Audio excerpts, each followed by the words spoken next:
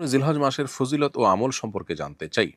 জিলহজ মাসটি হজের মাস, আবার সম্মানিত ৪ মাসের একটি মাস। জিলহজ মাসের প্রথম ১০টি দিন বিশেষ ফজিলতপূর্ণ এবং আমলের জন্য আদর্শ সময়। রমাদানের পর সবচেয়ে মোক্ষম এবং সবচেয়ে বড় ইবাদতের মৌসুম হলো জিলহজের প্রথম ১০টি দিন। আমাদের সমাজে সাধারণত গরু ছাগলের হাট এবং গরু ছাগলের আনাগোনা ছাড়া এই ১০ দিন আমরা তেমন কোনো আমলের প্রস্তুতি, প্রিপারেশন বা আমলের পরিবেশ, আবহাওয়া আমরা দেখতে পাই না। অথচ সাহাবা একরাম জিলহজের প্রথম দশক আসলে বাজারে গিয়ে তারা উচ্চস্বরে তাকবীর পাঠ করতেন, আল্লাহু আকবার, আল্লাহু আকবার, লা ইলাহা ইল্লাল্লাহু, আল্লাহু আকবার, আল্লাহু আকবার, লিল্লাহিল হামদ।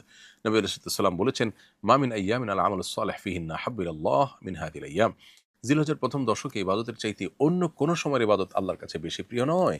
এমনকি কোনো লোক যদি আল্লাহর রাহে জেহাদে যান, তিনি যদি যান মাল সবকিছু উৎসর্গ করে ফেলেন, তার কথা ভিন্ন।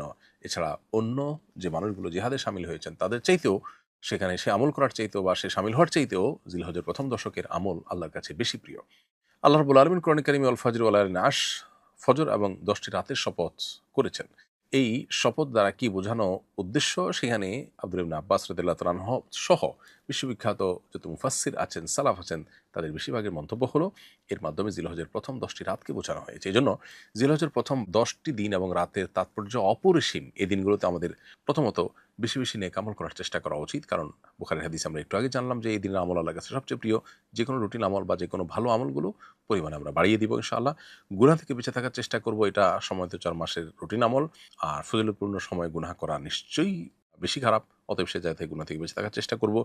তৃতীয়ত আমরা এই দিনগুলোতে বেশি বেশি আল্লাহর স্মরণ করব। কারণ আল্লাহ তাআলা কোরআনে বলেছেন, নির্দিষ্ট দিনগুলোতে তোমরা আল্লাহ তাআলার স্মরণ বেশি বেশি করো। এখানে নির্দিষ্ট দিন বলতে জিলহজের প্রথম দশক এবং অনেক উলামা ইকরামের মধ্যে আইয়ামে তাশরিকের দিনগুলোকে বোঝানো হয়েছে। এজন্য এই দিনগুলোতে আমরা বেশি বেশি আল্লাহর স্মরণ করব।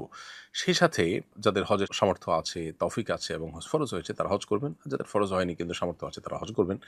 আর ৫ নম্বর হলো জিলহজের প্রথম দশক উপলক্ষে আমরা কোরবানি করব ঈদের দিন, যাদের সামর্থ্য আছে তারা। এর বাইরে যারা কোরবানি করতে চান তারা কোরবানি মাসের চাঁদ অর্থাৎ জিলহজের চাঁদ উদিত হওয়ার পর থেকে নিয়ে জিলহজের ১০ তারিখ অর্থাৎ ঈদ দিন কোরবানির আগ পর্যন্ত চুল নখ ইত্যাদি কাটা থেকে বিরত থাকবেন। অর্থাৎ চাঁদ ওঠার আগে আগে চুল নখ কেটে ফারেক হয়ে যাবেন এবং ঈদের পর, কোরবানির পর তিনি চুল নখ ইত্যাদি কাটতে পারেন। ৭ নম্বর হলো এই দশকে বেশি বেশি করে তাকবীর, তাহমিদ, তাহলিল পাঠ করা, আল্লাহু আকবার, আল্লাহু আকবার, লা ইলাহা ইল্লাল্লাহু, আল্লাহু আকবার, আল্লাহু আকবার, লিল্লাহিল হামদ বেশি বেশি পাঠ করা রাতে, দিনে, উঠতে বসতে। এটা ১০ দিন ধরে প্রযোজ্য আমল।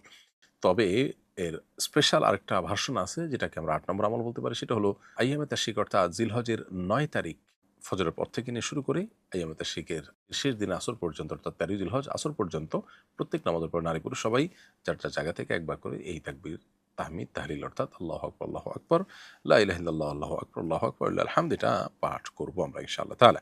এর বাইরে প্রথম ৯ দিন রোজা রাখার বিষয়টিও বিভিন্নভাবে এর ফজিলত সাব্যস্ত আছে বিধায় প্রথম ৯ দিন সমগ্র রোজা রাখা। তবে যারা হাজী সাহেব তাদের জন্য নবম দিন রোজা রাখা অনুমোদিত নয়। আর আরাফাত দিন বিশেষভাবে রোজা রাখা এটা হাজী সাহেব ছাড়া বাকি যারা আছেন তাদের জন্য বিশেষভাবে প্রযোজ্য। তো এই আমলগুলো মোটামুটি জিলহজের প্রথম দশককে ঘিরে আমাদের করণীয়।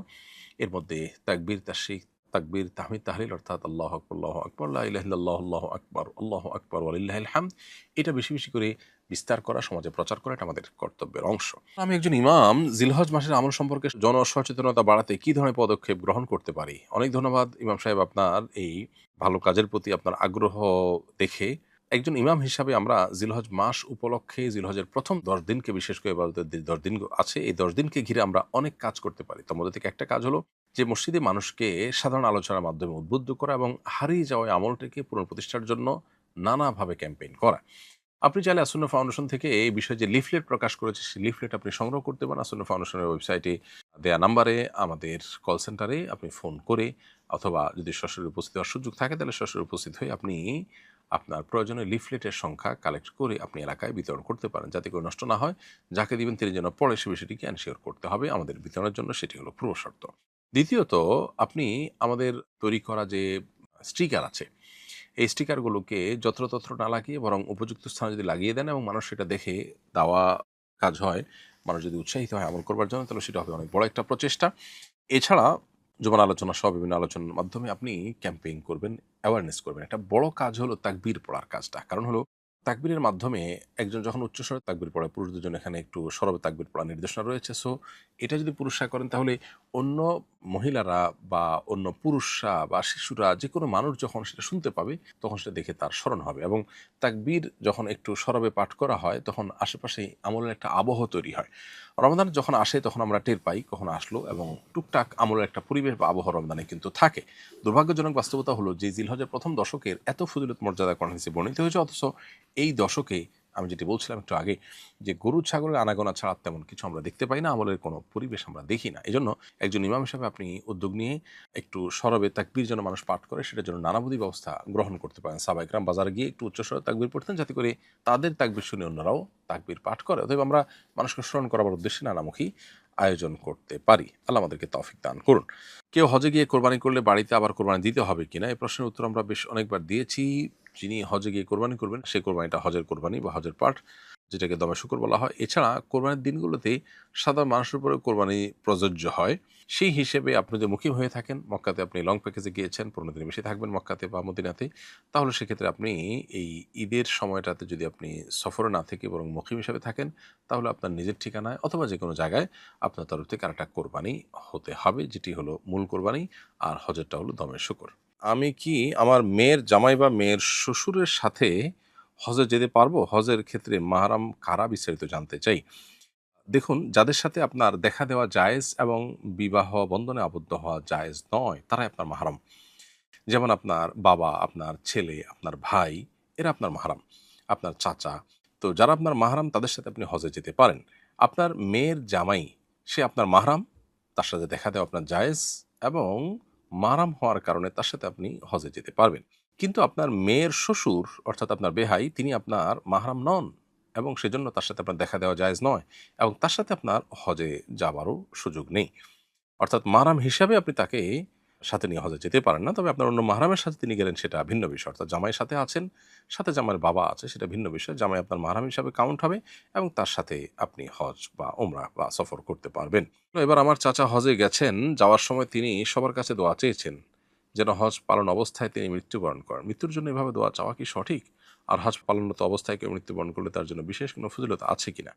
এক ব্যক্তি নবী করিম সাল্লাল্লাহু আলাইহি সাল্লামের সময়ে আরাফাতে তিনি শাহাদাত বরণ করেছেন। নবী করিম সাল্লাল্লাহু আলাইহি সাল্লাম বলেছেন যে, যে এহরামে তিনি হজের মৃত্যু হয়েছে, এই এহরাম নিয়ে তিনি কিয়ামতের ময়দানে উঠবেন, তার মুখ ঢাকতে তিনি নিষেধ করেছিলেন।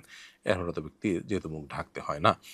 এখান থেকে হজরত অবস্থায় মৃত্যুবরণ করলে তার ফজিলত স্পষ্ট বোঝা যায় যে এর মাধ্যমে আল্লাহ তাআলার কাছে তিনি বিশেষ সওয়াব এবং রিওয়ার্ড পাবেন। এটি ভিন্ন বিষয়। তবে হজ করতে যাচ্ছি আমি, যেন আমার হজেই মৃত্যু হয়, এই হজে যেন আমি মারা যাই, এরকমটি চাওয়া জায়েজ নয়। কারণ এটা মৃত্যু কামনা করার শামিল।